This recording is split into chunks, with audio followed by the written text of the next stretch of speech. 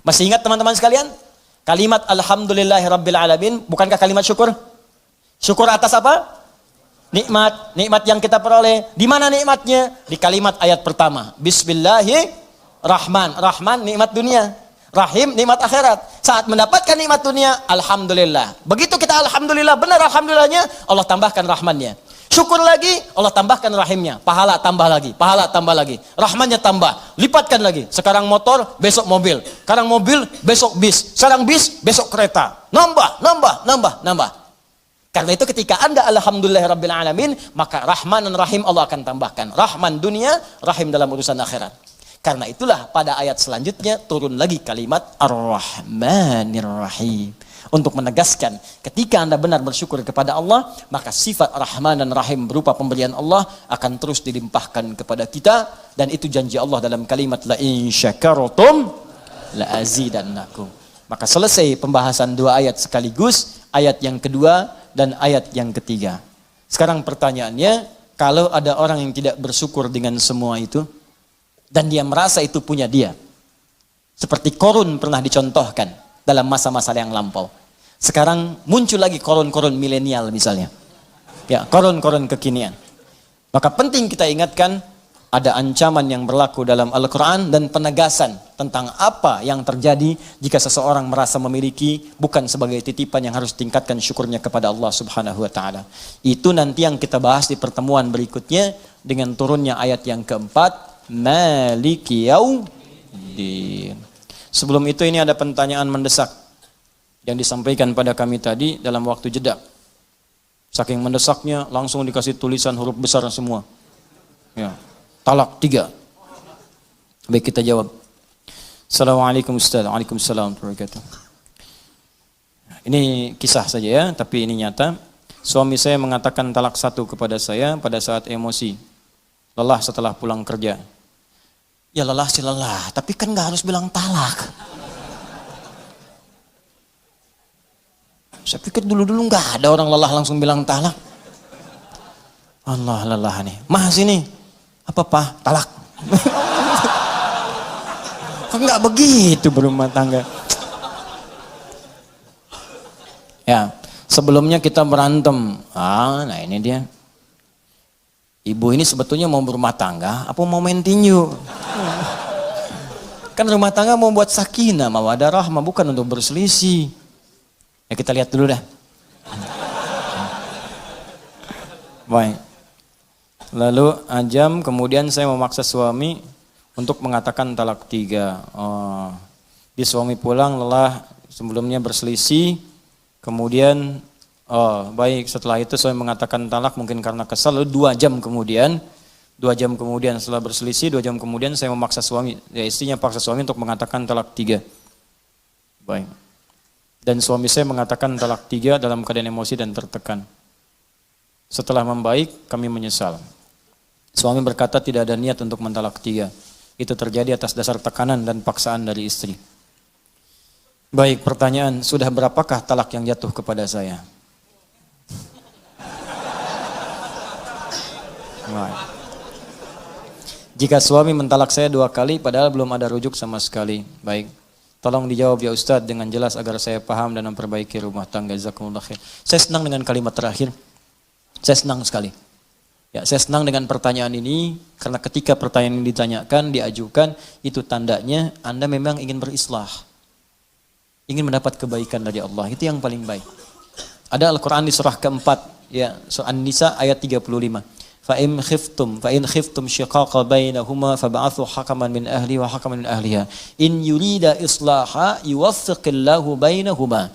Yang bertanya ini, yang menyampaikan pada kami, buka Quran surah keempat An-Nisa ayat 35 paling kiri di pertengahan. Allah menyampaikan jika dalam rumah tangga kalian khawatir ada perdebatan yang nggak bisa diselesaikan sehingga berdampak pada perpecah belahnya rumah tangga.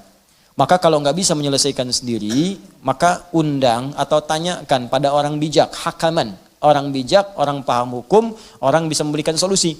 Bukan curhat pada orang yang menambah masalah. Awas, ini rumus di rumah tangga kalau sedang punya masalah, ibu khususnya, jangan curhat pada orang bisa menambah persoalan. Cari orang bisa memberikan solusi, boleh cerita. Boleh cerita, tapi bukan pada orang, bisa hanya berbagi cerita pada orang lain, apalagi media sosial. Hati-hati, cuma ditulis bikin status. Kamu tidak seperti aku kira. Tuliskan. Tungguin komen, itu cuma nyebar sendiri. Nanti begitu masalah selesai nggak bisa diralat. Nungguin komen, datang-datang celing maghrib ada. Kunaon ece, kenapa gitu? Kan nggak lucu. Baik, teruskan ke sini. Balik ke sini. Kemudian kalau sudah seperti itu, lihat kalimatnya in yurida islaha yuwaffiqillahu bainahuma. Jika keduanya ingin islah, memperbaiki, ingin lebih baik lagi, ingin lebih mulia lagi, ingin Allah ridha, maka Allah akan berikan petunjuk kepada keduanya untuk memperbaiki keadaan rumah tangganya. Maka syarat yang pertama sebelum saya jawab ini pada yang bertanya, niatkanlah untuk memperbaiki diri dulu. Jangan sekedar mendapatkan jawaban. Kalau sudah niatnya benar, ingin mendapatkan ridha Allah, ingin memperbaiki, insya Allah akan lebih mudah jalannya untuk diperbaiki dan untuk mendapatkan kenikmatan lebih baik dibanding dengan hari-hari sebelumnya yang telah dilalui. Nah, maka baru kita bicara kepada hukum. Ini dulu perbaiki niat. Kalau niatnya benar kata Allah, saya akan beri jalan supaya rumah tangganya lebih indah, lebih nyaman, lebih samara dibandingkan persoalan-persoalan sebelumnya. Baik. Maka hukumnya yang pertama apa? Yang pertama, talak itu tidak bisa dijatuhkan seketika punya nilai lebih daripada satu. Itu punya jeda, punya interval. Misalnya kalau dijatuhkan, misal keluar dari kalimat seorang suami, saya talak kamu saat ini. Mau diucapkan saya talak 10 kali, saya talak 3 kali, saya talak sepanjang gunung, saya talak misalnya dari Sabang sampai Merauke, ya, saya talak seluas samudra, tetap jatuhnya satu. Jatuhnya satu. Kapan satu itu kemudian prosesnya? Thalathata quru, 3 kali masa suci. Ditalak dalam keadaan suci misalnya, ya, kemudian dia haid sekali, dan yang kedua lagi haid lagi, yang ketiga kemudian haid lagi, suci pada yang ketiga kali, baru itu batas terakhirnya. Nah, talak ketika diberikan ini yang pertama disebut talak raj'i. Raj'i itu dari kata ruju', berpeluang balik. Jadi sebetulnya talak itu bukan untuk memisahkan asalnya, tapi untuk merenungkan supaya memperbaiki hubungan keluarga. Ini banyak orang salah persepsi. Ya Allah itu saking sayang dengan rumah tangga, jangan pisah, jangan pisah, jangan pisah. Makanya ketika diberikan talak yang pertama, sulit nih, nggak bisa diselesaikan talak. Talak pertama ini disebut rujuk. Motivasi talaknya untuk berpikir supaya rujuk lagi. Bukan supaya pisah. Apalagi saat talak yang pertama ini sengaja berbuat onar supaya pisah betulan. Tidak, renungkan dulu, ini sejalan nggak, benar nggak nih rumah tangga nih? Ya, ada nggak rasa cinta nih dalam saat sekali masa suci, ada nggak perhatian? Nanya nggak, kan? Ada nggak peluang untuk diskusi? Terbuka nggak untuk bicara, untuk memperbaiki diri? Itu disebut rujuk namanya. Kalau dalam masa itu tiba-tiba ada ungkapan, maaf, aku rasanya berbuat banyak kesalahan kemarin. Atau ada rasa rindu, tiba-tiba nggak keluar kata-kata itu, tiba-tiba malamnya berhubungan misalnya. Dengan berhubungan itu selesai, nggak ada akad, nggak ada macam-macam, talaknya nggak berlaku lagi, selesai di situ. Ya, talak pertamanya selesai dan rujuk dia di situ. Ya, cukup dengan mengucapkan misalnya kita rujuk lagi, atau tanpa kalimat itu cuma berhubungan malam harinya. Begitu berhubungan selesai. Ini memang agak unik, katanya kesel tapi berhubungan, kan? Itu tandanya masih sayang. Ya, tanda sayang, ada tanda cinta, sudah begitu berhubungan selesai, talaknya selesai, tuntas, rujuk lagi. Rujuk, nggak berlaku talak. Paham ya? Nah, nggak berlaku hukum di sini. Jadi masanya 3 kali masa suci. Kalau 3 kali ini nggak ada sama sekali, memang dia abai. Ternyata bermaksiat di belakang istrinya misalnya, atau istri bermaksiat di belakang suaminya. Ya, memang seperti itu, nggak bisa disatukan. Nggak ada sayang, nggak ada tanda, cuek, macam-macam dan sebagainya. Bahkan melarang untuk taklim, melarang untuk sholat, melarang macam-macam. Misal, ini kan? Dalam masa suci ini 3 kali nggak ada apa-apa, maka perempuan bebas. Bebas di sini. Nanti ada hukum-hukum apakah mengembalikan iwad atau lainnya, tinggal diproses secara administratif. Talak. Tapi kalau suami dalam masa 3 kali suci ini, ya dia berkeinginan untuk rujuk dan dia menyatakan ingin memperbaiki diri. Makanya kalau ada hal seperti itu, boleh undang orang tuanya, atau paman, atau orang bijak, atau ustadz, minta mediasi. Apa yang kurang-kurang, pertemukan. Dan berniat memperbaiki, kata Allah, kalau niat memperbaiki, saya bimbing. Tapi kalau semua merasa benar, dan merasa sempurna, gak akan pernah selesai. Ingat ya, di rumah tangga itu pasti dua-duanya punya kekurangan, karena manusia. Yang sempurna itu cuma malaikat. Sering katakan itu. Quran surah ke-66 ayat ke-6. La ya'sunallaha ma amarahum wa yaf'aluna ma yu'marun. Malaikat itu sempurna, enggak kenal maksiat. Malaikat makhluk benar, enggak kenal salah. Setan makhluk salah, enggak kenal benar.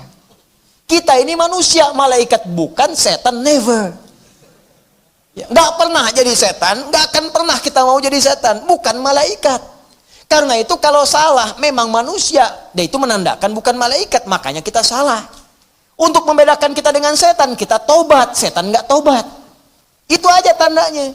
Jadi kalau di rumah tangga ada suami salah, wajar karena suami bukan malaikat. Tapi untuk membedakan suami dengan setan, suami tobat, memperbaiki diri. Itu caranya. Istri salah, wajar ya istri, bukan malaikat. Mau dituntut sempurna, nggak akan mungkin. Kalau pengennya nikah sama malaikat sana. Tapi malaikat nggak punya hasrat, nggak ada nafsu, nggak ada macam-macam. Tugasnya itu sempurna, selesai. Ya, wa yaf'aluna ma yu'marun, nggak ada fungsinya kaitan dengan hasrat seksual dan sebagainya, nggak ada, kosong. Ya, makanya kalau istri berbuat salah, ya itu tandanya manusia. Masya Allah mama, manusia seutuhnya. Oh, Masya Allah. Kok papa tahu? Barusan salah. Ya, tapi untuk membedakan perempuan dengan setan ketika salah, maka dia bertobat, setan tidak. Gampang sebetulnya. Nah ini suami dengan istri kalau ada salah, merenung. Oh mungkin dari kesalahan ini Allah ingin menyempurnakan sifat-sifat kemuliaan kita untuk belajar lebih baik lagi. Kadang-kadang kan kenikmatan itu lahir setelah ada kesulitan-kesulitan. Coba antum kan, lari-lari capek kan, oh aduh kasih teh tubruk aja, teh tubruk tuh, teh tubrukin, air tubrukin sama teh kan, jadi tuh kasih gula dikit yang biasanya nggak minum, jadi enak tuh minum, enak. Biasanya pengen ini pengen itu, kasih air putih aja enak luar biasa, ya enak gitu. Kenapa? Karena ada keletihan, setelah itu mendapatkan kenikmatan. Makanya yusrun lahir setelah ada usrun, inna ma'al usri yusra. Di rumah tangga tuh kalau udah ribut, setelah itu senyum, oh jadi enak senyumnya itu. Nikmat, jadi canda, jadi macam-macam dan sebagainya. Ya, ya udah Pak kita baikan, ya udah. Papa sekarang mau kemana? Ke hatimu. Oh, udah itu enak aja, Dul. Ya. Ya. Nah, jadi seperti itulah ya. Jadi wajar kalau ada persoalan. Yang kedua jangan sembarangan mengucapkan kalimat-kalimat seperti ini. Karena ada 3 hal. Ya thalathatun, ada 3 persoalan. Jidduhunna jiddun, candanya tuh jadi serius, seriusnya serius, candanya serius. Ya, diantaranya apa? Ada nikah, ada talak. Ada nikah, ada talak. Makanya jangan bercanda dengan hal talak. Bisa jadi serius. Ya, jadi serius. Termasuk dengan pernikahan. Ini yang saya ingatkan juga, sinetron-sinetron tuh hati-hati. Kalau akad-akad nikah itu mesti dibiaskan kalimatnya, jangan disempurnakan. Itu kalau kemudian dia ucapkan dengan sempurna, saya nikahkan kau dengan si fulan dengan anak saya segini dan saya terima nikahnya. Benar kemudian, walinya benar, terpenuhi ada semua, jadi itu. Jadi, ya kan? Sama dengan talak seperti ini. Jadi, saya percepat, ini hukumnya tidak berlaku talak 3, tidak berlaku. Talak pertama, jatuh dia hukumnya kalau diungkapkan dengan perasaan sadar, dengan benar, kalaupun nanti emosi dan sebagainya, dan dipancing pada hal seperti ini. Ya, kalau sedang emosi, sedang marah, duduk. Kata Nabi kalau berdiri, duduk. Kalau sedang beraktivitas, diam dulu, supaya tenang. Kalau sedang berdiri, duduk. Jangan berselisih dulu. Ya, marah, diam dulu. Makanya Nabi itu kalau ada persoalan di rumah tangga, diam. Didiamkan dulu Sayyidah Aisyah, diam dulu supaya berpikir semua. Sebab kalau sedang marah bicara, pasti keluarnya kasar. Kasar keluarnya. Kalau sedang marah tangan bergerak, pasti kasar, kencang. Tuh. Ya, seperti itu. Kemana-mana nantinya. Diam dulu, itu rumusnya hebat di Islam. Cuman di Islam. Silahkan buka, cuman di Islam. Cek di setiap keadaan, setiap kepercayaan, nggak ada kaidah-kaidah itu. Ini urusan-urusan kaidah ya, dan urusan nilai. Silahkan. Sedang berdiri, duduk. Sedang duduk, berbaring. Tiduran dulu aja. Supaya lebih tenang dulu. Ya, kalau belum mampu juga wudu. Ya, amarah itu kan api itu setan, padamkan dengan air. Wudu, tenang gitu. Ya, jelas ya? Ya, bukan dengan pohon sengon, wudu. Wudu. Sudah, saya kira selesai jawabannya. Jadi sekarang yang bertanya pulang ke rumah, istighfar, ya malam salat bersama-sama, suami jadi imam, istri jadi makmum, minta ridha Allah Subhanahu wa taala, minta bimbingan Allah, insyaallah setelah itu rumah tangga dalam keadaan damai dan tenang insyaallah ya. Baik, izinkan saya menyampaikan pengumuman. Yang pertama, kita bersyukur bahwa Allah berikan kemerdekaan pada negeri kita sampai 74 tahun dan kita berdoa semoga negeri ini Allah berikan keberkahan, kedamaian, kemakmuran insyaallah. Karena itu saya mengajak kepada seluruh anak bangsa Indonesia seluruhnya, mari kita bangun negeri ini yang kita cintai dengan mengerjakan semua yang terbaik untuk negeri kita ini. Kalau bekerja, bekerja yang jujur, bekerja yang benar. Kalau bangun, bangun yang baik. Jangan berbuat curang, hindari segala sesuatu yang tidak baik. bukan hanya kita berada di sini sebagai warga negara Indonesia, tapi sadarilah kita ini hamba Allah yang akan wafat dan pulang menghadap kepada Allah Subhanahu wa taala. Maka saya ingatkan kepada para pengurus negeri, presiden, Anda itu hamba Allah, Anda akan wafat, Anda akan pulang dan dimintai pertanggungjawaban. Menteri-menteri, Anda hamba Allah, bukan sekedar pejabat di dunia, Anda akan wafat, Anda akan pulang, Anda akan dimintai pertanggungjawaban oleh Allah Subhanahu wa taala. Para rakyat, kita hamba Allah, kita akan pulang, kita akan wafat dan dimintai pertanggungjawaban oleh Allah Subhanahu wa taala. Karena ini mumpung masih hidup, mudah-mudahan di bumi ini kita lahir, di bumi ini kita wafat dikuburkan dan jadi saksi bahwa kita pernah beramal soleh di bumi Indonesia ini dengan Allah Subhanahu wa taala. Baik, yang kedua, teman-teman sekalian, bagi Anda yang ikut nanti umrah di bulan depan, insyaallah hari Ahad kita ada manasik. Di manasik di pagi hari, mohon datang sesuai dengan waktunya, karena nanti saya akan langsung berangkat ke Jepara. Insyaallah di Jepara nanti kami 1 September Ahad, ya malam Senin, kita akan mewisuda para penghafal Quranul Karim, dan hari Sabtunya pun hari paginya hari Ahad kita akan mewisuda juga yang karantina yang di sini. Alhamdulillah kami telah karantina kurang lebih nanti akhir ini 30 hari untuk metode 30 juz dan mendapatkan dzauq Al-Quran. Alhamdulillah sebagian sudah ada yang selesai, ada yang 24 hari sudah selesai 30 juz, ada yang 25 hari, ya ada juga yang masuk ke hari ke-28, 29, ya selesai juga kemudian hafalan Qurannya. Ada yang Allah berikan kemudahan-kemudahan untuk jalan berikutnya, ada yang dapat 15 juz, ada yang 8 juz, ada 9 juz, ada 10 juz, ya itu membuka jalan, karena yang didapatkan dzauq selanjutnya akan lebih mudah lagi. Yang saya bahagia ada juga kepala di sebuah kantor ngambil cuti, Masya Allah, kepala cabang kantor ngambil cuti, diizinkan kemudian, dan Masya Allah menghafal Quran dari nol dapat 15 juz, ya Masya Allah. Berusaha dan insya Allah mudah-mudahan diridhai oleh Allah Subhanahu wa taala. Insya Allah Ahad pagi itu nanti untuk penutupan dulu, dan ada extend nanti sampai ke wisuda tanggal 8, karena kita nanti ada satu ta'lim khusus ya yang akan menyampaikan informasi lebih penting lagi dengan izin Allah Subhanahu wa taala.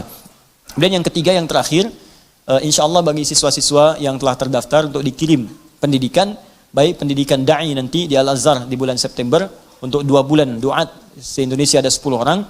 Insya Allah nanti bersiap-siap, nanti kami informasikan kembali.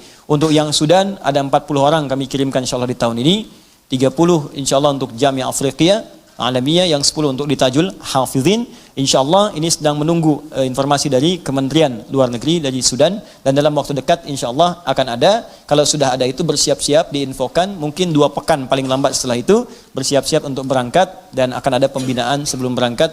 Mudah-mudahan kalian jadi ulama, bisa meneruskan. Saya bangun-bangun sekarang ini, bangun Quantum Akhir Institute, bangun untuk media, bangun untuk macam-macam, itu semua wakaf lillahi ta'ala, sampai kita sedang siapkan bangun untuk pesantren. Nanti kalau misalnya Anda pulang telah selesai, Andalah yang kemudian akan meneruskan itu. Ya kalau saya besok lusa wafat lebih dulu dibanding Anda semua, Anda insya Allah meneruskan semua perjuangan itu. Jangan berhenti, termasuk di majlis ini. Ya masjid, majlis ini, kita itulah yang kita kerjakan, dan kita akan bergantian satu dengan yang lainnya. Ya itulah hidup, dan itulah jalan kita untuk beramal saleh.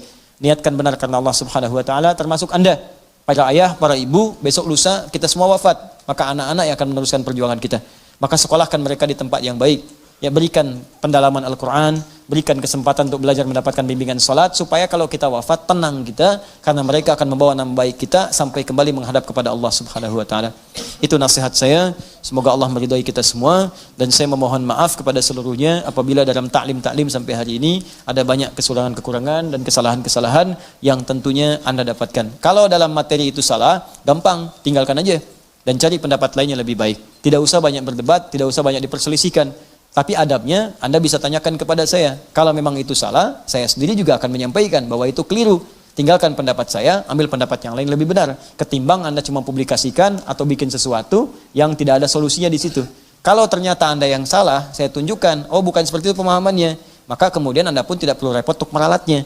Karena di situ ada nilai-nilai kebaikan yang mungkin kita bisa belajar bersama. Ya, saya kira itu. Allahumma taqabbal minna innaka antas samiul alim. Nahmaduka hamdan syakirin, hamdan na'imin, hamdan yuwafi ni'amahu wa yukafi mazidah. Ya Rabbana lakal hamdu wa lakal syukru kama yanbaghi li jalali wajhikal karim wa li 'azimi sultanik. Allahumma salli wa sallim wa barik ala habibikal karim rasulikal mustafa al amin sayyidina Muhammadin wa ala alihi wa sahbihi ummati ila yaumiddin. Allahumma rabbana la tad'a lana fi maqamina hadha wa fi kulli maqamin dhanban illa ghafarta. ولا هما إلا فرجته ولا دينا إلا قضيته ولا مريضا إلا شفيته ولا حاجة من حوائج الدنيا والآخرة فيها لك رضا وفيها لنا الصلاة إلا قضيتها يا أرحم الراحمين. Ya Allah, jika ada hambamu yang penuh dosa datang ke majlis ini, maka jangan biarkan ia meninggalkan majlis ini kecuali Engkau ampuni segala dosa-dosanya. Jika ada yang perasaannya sedang gelisah, maka mohon ya Allah tenangkan keadaan hatinya. Jika ada yang sedang mengalami kesulitan seberat apapun di rumah tangganya, pekerjaannya, kehidupan sosialnya, mohon ringankan dan hilangkan segala kesulitannya. Jika ada di antara hambamu yang sedang sakit, ya Allah mohon sembuhkan segala penyakitnya. Allahumma alimna ma jahilna wa fahimna ya Allah bima ta'allamna. Allahumma wafiqna lina'mala bima ta'allamna. Ya Allah, ajarkan kami ilmu yang bermanfaat, jadikan kami paham atas apa yang kami pelajari, dan mohon bimbing kami untuk mengamalkan apa yang telah kami pahami. Allahumma barik ya Allah lana wa barik fi biladina waj'al biladana ya Allah anta tarda anha. Ya Allah, berikan keberkahan kepada kami, kepada negeri kami, dan berkahi negeri kami tempat kami tinggal ya arhamar rahimin. Allahumma barik asatidzatana wa ikhwanana ya Allah alladzina yudrisunana walladzina darasuna walladzina 'allamuna ya Allah min ikhwatina wa khasatan ya Allah asatidzatina al-habaib al-asatidha wal kiyahi ya arhamar rahimin. Ya Allah, mohon berikan keberkahan pada ustaz-ustaz, para habaib, para guru-guru, kiai-kiai yang ada dan mengajar kepada kami, baik itu orang tua kami, kerabat kami, paman kami, uak kami, ataupun siapapun yang telah mengajarkan kami. Anugerahkan keberkahan kepada ilmu mereka, ikhlaskan mereka ya Allah, dan lipatkan pahala kepada mereka. Allahumma rabbana atina fid dunya hasanah fil akhirati hasanah wa qina adzabannar bi fadlika subhana rabbika rabbil izzati amma yasifun wa salamun alal mursalin wa akhiru da'wana alhamdulillahi rabbil العالمين. سبحانك اللهم وبحمدك أشهد أن لا إله إلا أنت أستغفرك وأتوب إليك وآخر دعوانا الحمد لله رب العالمين. العفو منكم. السلام عليكم ورحمة الله وبركاته.